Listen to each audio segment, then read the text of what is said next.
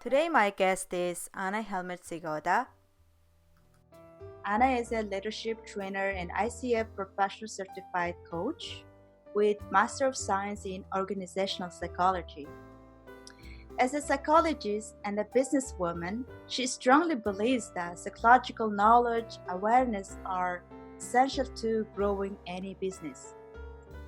She is originally from Poland, currently building her career in the United States. Anna, what brought you to the United States? Well, maybe paradoxically or maybe not. It wasn't a job career. It wasn't this kind of reason, this kind of professional reason. My husband and I, we love to travel, and we travel a lot, and we just wanted to live abroad for some time. We wanted to give ourselves this experience of living somewhere, not only visiting. And and when we first mentioned it, like, talking and sipping wine, it sounded unreal. But then a couple of months after this conversation, my husband came home and he went like, if you really want to move, there is a chance right now for us. We actually could choose from the UK, China, and the US, the United States. So we've chosen United States. Awesome. We moved, but the plan was just for a year, and we live here for 4.5 so far. Cool. So what made you and your husband chose the United States other than the countries you mentioned? Well, I thought like, okay, United Kingdom is fun and it's great, but it's basically pretty close to Poland. So anytime I want, I can go. China was very interesting for me. And we considered China too, but I didn't speak any Chinese at all, like at all. And it was far away. I mean, distance from Poland is much longer than to the States, and then time zone difference is 12 hours. Right now we have 7. I think culture-wise, it's different as well a lot. Yeah. So we were considering it, but finally we decided on the United States, and we've been to the United States before and we liked it a lot. So we have chosen the States. Nice. Seems also sounds like you are very happy about the choice. Yes, it's absolutely right. The fact that we planned to stay just for a year and we are staying much longer means we really like it. We really feel good here and welcomed, and we made friends, and we live in a very nice apartment with a lake view, which you cannot see now, but there's Nice. a lake. Yes. And which is a big part of this decision to stay is that I found clients here. I didn't expect, moving from Poland, I didn't expect I will somehow open a new career in America. I rather, since I am entrepreneur, I'm on my own. I told my clients, and of course I wanted to keep the clients, right? Yeah. Because I planned to come back after a year. So I was like, I just need to keep them, and they wanted me to deliver my service to them. So I told them, I'm moving to the States, but no worries, it's just for a year, and I'll be coming to Poland like 3 to 4 times a year, and I'll deliver everything you want me to deliver. and we can work online as well. I mean, coaching or consulting, we can do it online. Group trainings, of course not. Yes, and this worked out perfectly, actually. So Awesome. it's maybe funny, but I still go to Poland, maybe not 4 times a year anymore, but 3 times a year. So I spend 3 months in Poland. I go usually for 4 weeks, Mm. roughly. So I do to my clients and to my students as well, because I'm a visiting lecturer in a university in Poland. So I do lecture. So I do all I need to do in these 4 weeks when I am there, and then I come back here and I work here. Because this was this surprise for me. I mean, maybe not surprise, because I was working to get it, to make it happen, but it was so good to realize that I can actually uh, lead trainings here in America for American clients. I can coach American clients. So right now I work on both continents, Instead of basically. transitioning, which is leaving something behind and embracing something new, you actually merged the two countries together. Yes, that's right. That's right. Awesome. Yeah, it's so exciting. So I'm curious about your career pursuit in Poland. Seems like you had a very tangible um, business built up there. Yes, it's still small business, but I do have a network of trainers and coaches and assessment center assessors. I deliver assessment centers as well. So yes, so I have friends, because these are my friends who can help me with my projects in Poland when I'm here. And I still have my loyal clients, which I work for years, like 5, 6, 7 years, and they still want me there. So this is really encouraging and really great. Yeah. Nice. Loyal means you are still delivering good value to them. Yes, exactly. And this is maybe a funny part, but actually, I even don't have my company's website, because I work by recommendations Mm-hmm. only. I wonder, but yes, only by recommendations. And I never felt like I really needed, a huge website. Of course, I have a LinkedIn profile, Yeah. uh, but I don't market myself too much. And Yeah, for this type of business, word of mouth is very important. It means you have good credibility. yes, yeah, this is how I interpret it too, and I really value it a lot.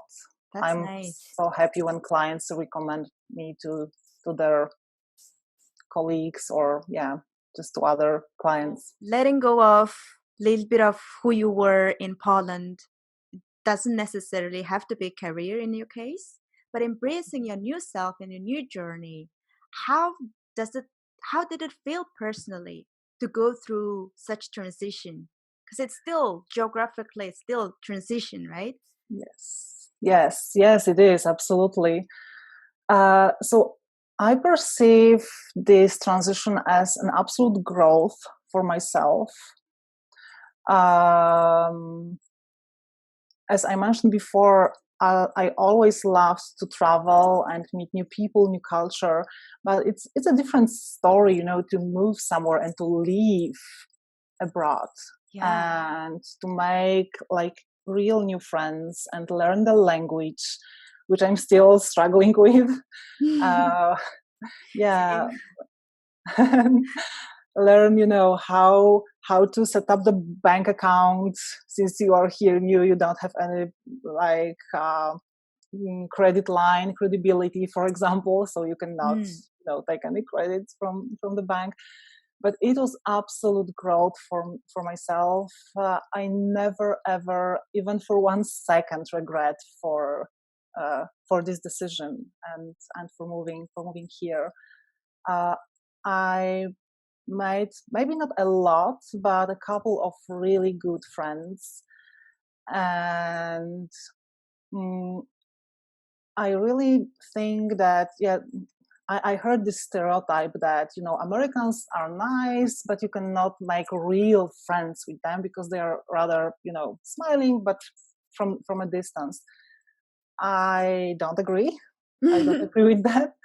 My husband and I, we did make some really nice friends, and we are in touch, and we are taking care about ourselves.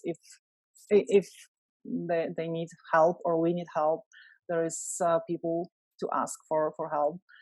So yeah, so this was absolutely good experience for me. Another aspect was to start leading trainings in English, which Yeah. is my actually third language, because first I learned, of course, Polish, but then Russian, and then English, and then Italian. So Wow. yeah, so it's a couple Four of languages. yes, but I was never ever stressed out that much as before my first training here in America for Americans, like Yeah. natives. I was like, oh my gosh, I'm not gonna do it. No, it's impossible. But I did. I almost cried like the night before. I was like, I cannot do it. But yeah, my husband was with me, and he was like, you can, you can do it. And I did, and it went fabulous. So I still remember, this satisfaction, these emotions I felt after this first training. And this actually opened up a lot of opportunities after the first training, and again after receiving the first recommendation from a client in the States. Yeah. So yeah, so absolutely great adventure, great, fantastic growth. And Well, I'm still I'm looking so forward for happy more. to, yeah, I'm so happy to hear that you are making the best of your journey. And it's it's personally and professionally, it's profounding as a result, right? Yes. And I was just wondering, who do you think you have become as a result of this 4-year journey or transition, I would say. hmm Um, hmm, that's a good question. Uh, I was always pretty optimistic, but I Hmm. think living here in the US, where people are from that perspective different than Polish, I perceive people as much more optimistic, smiling, believing in the future, encouraging each other, um, giving positive feedback. Like even on the street, I was shocked for the first time when I heard from a person I didn't know at all, "Oh, I love your dress." And I was like, "What do you want from me?" This is my first thought. Yeah. But it's not anymore. I actually like it. I like this smiling society and this positiveness, this optimism. And of course, I know it doesn't mean that those people don't have problems. I know that sometimes maybe this smile, covers something. I'm aware of it. Yeah. But I just feel it just feels nice for me, to go out to even at the street, to smile to people and just to feel this positive energy. So I think you asked whom I become. So I think I just found a good environment for my positivity and my smile. I love to smile, so I can just be more myself. Than in Poland, it's not that well perceived if you say something good or positive about yourself or about your success. People are rather, humble and rather waiting for somebody else to see their success. Here, people talk about their accomplishments, their careers, and again, other people reaction is usually, okay, that's great, that's awesome, congratulations, tell me how you did this, because maybe if I follow you, then I can succeed as well. Yeah. So I feel like a growth mindset in this kind of conversations, and I really like it. Cool. So who you are is positive, optimistic, and smiley. And Absolutely. you seem like also you like to talk to people, engage with people. What was the biggest challenge in uh, leading your career in a new culture? You Hmm. mentioned language, but you overcome it. What else is Yeah. there? Yeah. So like real language was the biggest one, especially, for a consultant, coach, psychologist, trainer. Language is your main tool, right? So you want to be precise, you want to really be able to express yourself precisely. That's right. Yeah. But I did somehow overcome the stress, especially the stress, How? because yeah. uh, well, I think there were a couple of parts of this success. First of all, right after I came here, I started an English course with natives. Okay, of course, with native speakers. I learned English before, but if you are in Europe and you speak English with Czech, French, German, and all the Europe people, you usually use like simplified version, right? So yeah. So when I landed in Texas, I was like, what language those people are speaking? The local accent and so on. So yeah, so I started with language lessons like 3 times a week, 2.5 hours, just speaking. And this was absolutely key factor, I would say, because uh, I I learned a lot, of course, but first of all, I felt much more comfortable with speaking English with locals. Good. Yeah, and then another thing I did was I am very open to people, and I'm like pretty good with making connections or building relationships. Mhm. So this was pretty natural to me to when we shared, for example, like I live in a community and we have a pool to share and a couple of other social spaces which are closed right now, unfortunately, but well, everything is closed right now. Yeah. uh, yeah, so I was just I tried to start a conversation. I tried to talk to people as much as possible. And what I found was that Americans are really very tolerant and forgiving for accents and for mistakes. So I really heard a lot of compliments on my not perfect, of course, but language, my English. So this built my confidence, yeah, in this area. And yeah, if we talk about cultural differences, this is like my funny uh, memory I had. I remember like first or second time when I heard from an American here, I hear the accent. Where are you from? I felt so discouraged. I feel like, oh Oh. my gosh, there is something wrong with my accent. They're criticizing me. But then I just decided to ask one of my colleague American. I was like, uh, it's it's hard for me to like hear this question and this comment on my accent. And I saw how shocked he was. He was like, oh my gosh, I had no idea you might feel discouraged. We are really curious about people from different parts of the world. We are Oh. really curious. We love accents. That's why we ask. And Yeah. then I was like, okay, so this is just my, assumption or belief that they criticize myself. So this helped me a lot, to understand that they are really curious about accents and they don't criticize it. Yeah, and then this was the conclusion from this conversation with my friend. Uh, so he asked me, okay, so if I would ask you or another person from another country, if I would ask like, I love your accent. Where are you from? Would it be better? I was like, yes, absolutely. Just a positive comment, about what they hear and then the question. So yeah, this helped a lot as well. Awesome. So next time when you hear someone with the accent, I love your accent. Where are Yes, you from?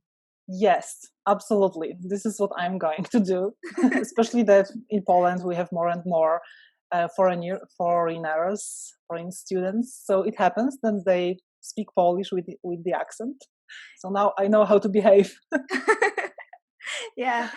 So it's interesting that as we more and more speak in English and we lose our accent. My husband complains that, "Oh, Norma, you lost your cute accent."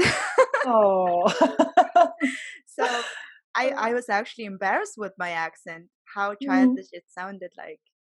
Yes, like American. Yeah, exactly. Yeah. Yeah. And you asked about another challenge. I think there was one more. So from my perspective, the coaching, training, consulting industry looks a little bit different in Poland and here in the States. So in Poland, as I said before, I was working by recommendations, like from client to client, and I never marketed myself. But here I realized that you actually need to do a lot of marketing, or, and this is the way I've chosen, or become a part of a bigger organization, of a bigger coaching company, training company. So Mm, right now I work as a contractor with a couple of companies, and I mhm, deliver coaching and training for their clients. So I don't have to market myself, which I am mm. not an expert in at all. Yeah, I agree with you. And in Mongolia was the same, but however, here you gotta market yourself. But then you spend a lot of your energy and time creating Yes. content, marketing yourself, figuring out how you're gonna show up. But sometimes I don't like that part. Yes, I'm the same kind of person. I prefer to, work with clients, but I know some people who are really masters in marketing themselves, and I cheer them, and I am happy for them, and I admire their creativity and their commitment to make uh, like all this work on themselves. This is amazing. Yeah. Where do they get that energy? Yeah, right. That's amazing. So, you talked about your challenges and how you overcome, but if you could sum up what three most important things you did to make it work or to make your career success. It sounds like you are very successful in what you're doing now. Yeah, I mean, I feel it's a good amount of success for myself. Of Uh-huh. course, I could have more clients or more projects, but I really value my work-life balance, and we Mhm. still love to travel, so we go to see all nice places in the States possible. So I don't need to work more. I mean, I don't Yeah. feel like I do. So what helped me? Oh wow. Mm, I think one of the key factors was just to be curious and open and willing to learn. Like, have this mindset and to tell yourself, okay, you are an expert, you are known in your country from what you are doing, but Mhm. you are a newbie here. No one knows you. So you need to just be patient and be open for what is gonna happen, and just learn, observe, um, and yeah, be curious. Be curious. Yes, yeah. The same about the cultural differences. You just don't judge it. Just observe. Just acknowledge that the culture is different, and that's fine. Yeah. So yeah, so this curiosity for sure. Um, what else? I think um, all the activities like going out, making connections, participating in networking events, like professionally conferences or workshops, or like ICF local meetings. Of course, I started with this, so just making connections, but also making or building private or social network. For example, right after we came, we learned about the Internations organization. I'm not sure if you are familiar with Internations. Yeah, Internations, yeah. Yeah, so you know what they are doing. They are doing really great job with connecting people, connecting expats, connecting people from over the world. And the Dallas chapter, they really do wonderful job about it. So they organize events, like big events and smaller events. So when I signed up online to their platform, I started to make friends, like just going to the events. Uh, all the voluntary activities are very nice to connect with people. Mm-hmm. So meeting people, building your network, social and professional, this was the second key Mm-hmm. factor, I would say. And I think about a third one. I remember a conversation I had with my colleague in Poland right before I moved. He Yeah. used to work abroad before, and he told me, no matter how long you're going to stay in the US, make that place your real home for that period of time. Like, find a nice place to live, make friends, find your favorite clubs or restaurants, or maybe clothing brands. Just Yeah. try to make your home there. And this is actually what we did with my husband. We really tried to just to create a home here. Mm-hmm. And I think this was like really the best piece of advice I could ever get from a person who lived abroad before. So I'm really very thankful for that piece of advice of my friend. Mm. Because I can imagine that, if you just come somewhere and you think, okay, I'm here only for like 6 months, so it doesn't matter where I live or what I eat or like whatever, you don't feel nice in this place. You just Yeah. feel you miss what you had before. But if you Yeah. create a home in a place you moved, then you plan for a year and you stay for 4.5. This is what happened to us. And we are not moving back yet. Yeah. So Yet, yeah. Wow, that's thank you for sharing that wisdom. And I think a lot of people are going to find value in it. thank you very much for having me here. It was really a pleasure, to remind myself what was important during this journey. Thank you. Well, a pleasure having you. And also, I kind of see that moving countries creates a lot of uncertainty. And the world is going through this huge uncertainty due to the COVID-19 spread. So I kind of see a little bit of similarity in the journey. So what are your advice in terms of maybe overcoming uncertainty? I guess if you could if there's someone really struggling, locked up inside a home, feeling not very good, anxious, what advice would you give to someone going through that? Mm-hmm. Um, Two things are coming to my mind, but they are pretty connected.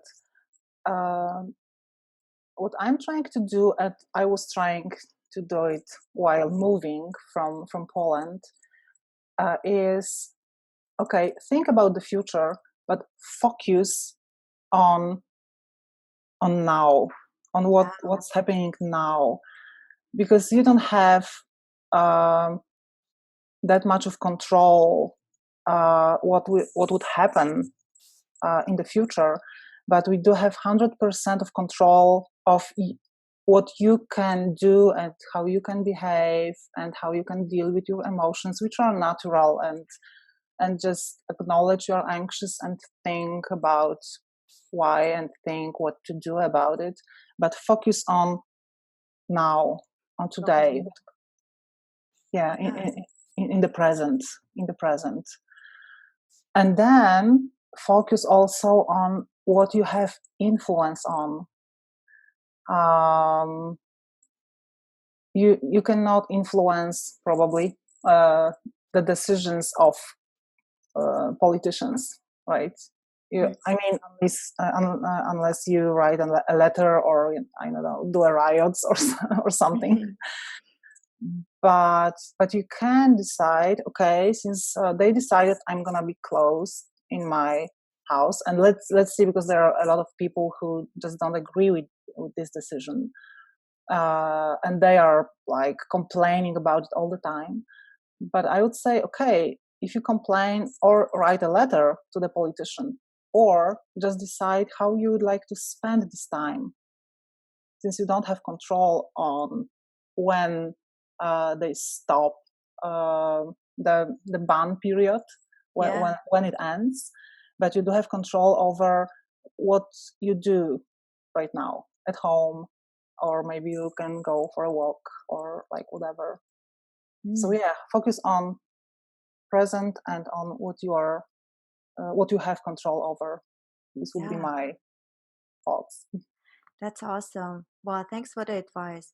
And I was also wondering, as a psychologist and also coach and trainer, how do you what do you do to stay in the present? Mm-hmm. I practice yoga, for example. Awesome, yeah. This My is this. neurobiology. Yes, yeah. So this is a very helpful tool. Um, okay, I practice some meditation together with yoga. I wonder how I learned it, because I think right now I'm actually pretty good in focusing on what I have to do. For example, I do have like a list of to-do tasks, Yeah. right, for like before lunch, uh, and of course I do it. But then when I work on a task, I just focus on this one task. So I turn off all the distractions. I'm trying to I don't go to Facebook every 5 minutes, for example. So I'm just trying to set my environment to help myself to stay focused. So I'm not sure if I can add anything else to it. Yeah. Cool. Yeah, when you mentioned that when you sit behind a desk and then work, you just focus on it. It tells me that you create this flow because you are passionate about your work and what you're doing. And but last but not the least question, I just wanted to ask what is meaningful in your work? What I love about my work, I love watch people growing, and this is actually my belief statement. I really believe that um, psychology is an integral part of any business. So you work with people, you work for people, you lead people, you need to motivate people. It's always about people, and that's why I believe that psychology is an important part of any business. I mentioned business because I work as an industrial psychologist, so this is the field I work in. So yeah, I believe that helping people raise their own awareness and maybe teach them some psychology. Uh, I help them to grow their businesses, but when I I say when I'm saying grow, I think make the place better place, because again, I believe if you work in a better place, you are self-motivated, you are just, you want to work, so there is no any tool needed to Yeah. motivate yourself. Yeah, so this is what I love about this job, that I can observe people I work with, how they grow, how they change their habits, and how they change the world for the better at the Yes. end. By changing one person at a time. Yes, yeah, exactly. And the good part of it is that it's so often that there is a trainer for leaders, and we talk about their employees, then their team members, and about all the business stuff. But almost always there are a bunch of people saying like, "Oh my gosh, I need to do the same with my child," or "I need to talk like this with my mom." So it's not only about your workplace. You can just use the knowledge everywhere. Yeah, who you are becoming affects in all areas of your life. Yes. That's Yeah. great. Well, I'm proud of you Thank delivering you. this great value to people and changing people one person at a time. I'd like to leave these last few moments for you, Anna. So if there's anything you would like to add or share, this is for you. Hmm. Oh, thank you. Yeah, first of all, I really want to thank you for this. I don't know how to call it. I was thinking about it like interview, but actually, it was a very deep coaching kind of conversation, which made me think about my journey. And I hope what I shared with you is valuable for you, or maybe for people who will listen to this session. I'm not calling it interview anymore.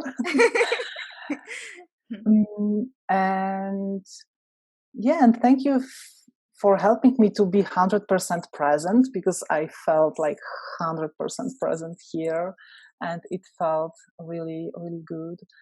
And yeah, maybe last sentence to anybody who considers moving abroad, or who moved recently.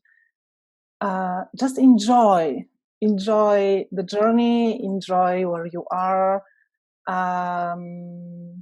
Yeah, be open and curious, and make connections. Wow, thank you very much, Anna. It's been pleasure to have you. And I've learned certainly lots from you and your optimism, positive energy, and all this amazing you are doing with your client is energizing me. I'm sure that it's going to be very useful and valuable to the audiences. And I would like to include also Anna's introduction in my post. And if you are interested in working with her, please feel free to connect directly with her. Thank you very much. And Thank you very much for having me. And yes, of course, I'm open to any questions or needs you might have, you and your listeners. thank you so much. See you next time. See you.